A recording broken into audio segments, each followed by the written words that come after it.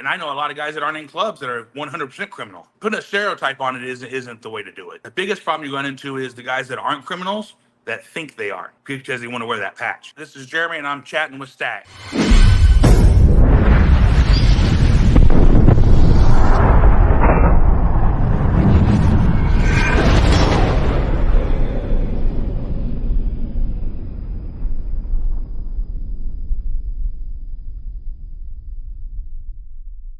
Welcome to this episode of Chatting with Staxx. I'm your host, Bill Staxx, and today I got Jeremy.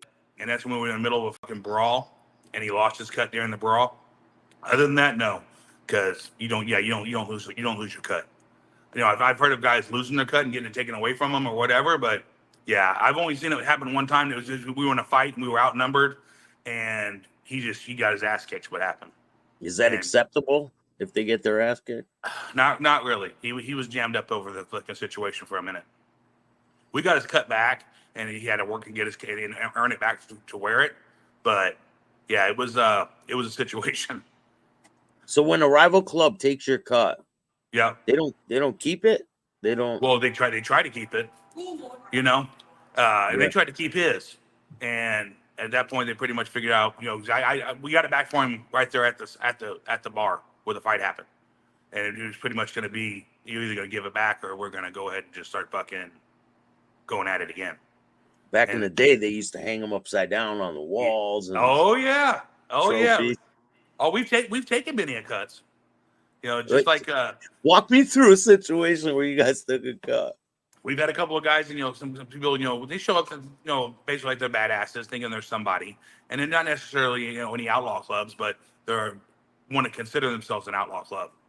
And, you know, basically you walk in, hey, tell you, take that shit off. You guys aren't, you know, you're wearing Texas rocker. You're not fucking wearing that shit. Take it off. Nah, fuck that. Ain't nobody gonna do that. And then you just fucking start throwing rounds and just take it off of them. Take that back and hang it at the clubhouse. You know, because yeah, you're not wearing a Texas rocker. It's not gonna happen. And, you know, so situations like that's what you kind of run into. But it ends up being stupid asses that don't know what they're doing. They just saw that it's cool to have this and wear it. And it's not. Sons of Anarchy cut, right? Exactly, that type of bullshit. Yeah, that's the truth. That's honestly the life we live now. You know, and if you look at it, yeah, there's less and less actual true bikers anymore. You know, this young generation, they're not going to come up and do any of that. They're not going to be, you know, as the old guys start dwindling away and passing away and not around anymore, that you're going to lose that history. So now you have the guys that are half-assed anyhow, teaching new guys that are their whole life's been half-assed. So it's gonna end up either dissolving itself, or they're gonna fuck around, and the feds are gonna end up with a RICO case on every one of them, because these guys aren't gonna do 20 fucking years for the club. That shit ain't gonna happen. Yeah, what do you think's in store for the future of these motorcycle clubs? Do you think they can get along? Do you think that it's gonna die out? They're gonna put a ban on the patches? I don't know if they're actually gonna get a ban on the patches, but I definitely see in the future there's probably gonna be some cases where they're gonna either pick up a majority of the clubs and put them on a RICO, because, you know, at the end of the day, people don't realize that a conspiracy case only takes the fact that you knew about it.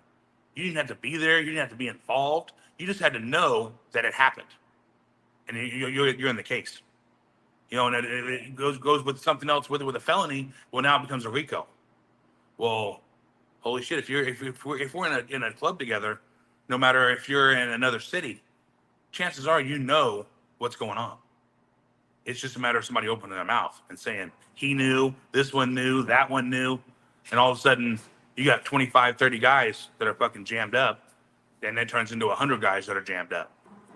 And I see that the route it's going to go. It'll dissolve out or get, you know, less members because of that reason, because of the new generation. Because a lot of people, they are like, they're motorcycle gangs, they're criminals, but they're not. Everyone that's riding in a club is not a criminal. No, right? Not at all. I know many of members that aren't criminals at all, or even want to be gangsters.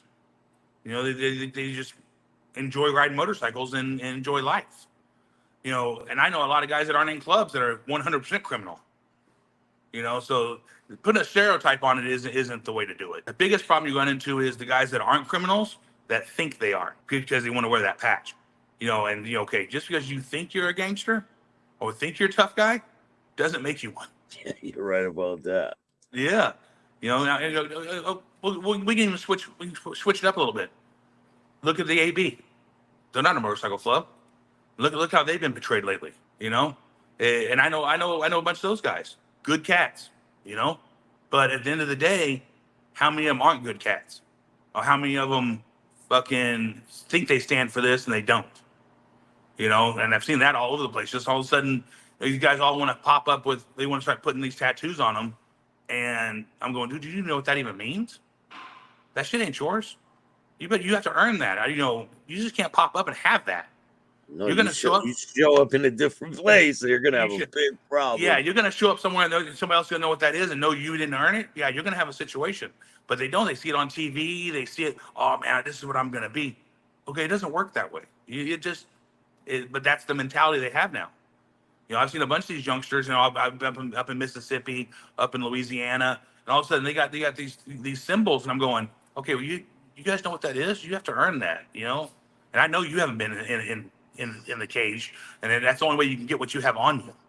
So yeah, it's stupid, but that's at the end of the day, it's no different for them than it is for us. You know, just because they don't wear a patch, they still get labeled like we do that they're all criminals, and that's not true. They just have a different belief, but it doesn't make them a criminal. What about tattoos? When someone's out of the club, have you seen them get their tattoos covered up? Oh yeah, yeah. I've seen many guys get covered up. You know, especially when they're out and bad. You know, and if they're out and just out, a lot of guys have to get the out date put on them. You know, and all that, so you know they're out of the club. This is the date they got out of the club. It's really kind of up to the club how they handle it. Most guys they have a whole back piece. I've seen guys the whole back piece have to get covered up because they got out and bad. Yeah, either cover it with ink or burn it off. One or the other. One of the two's got to happen. That's a long process, man. Oh yeah, it's definitely a process.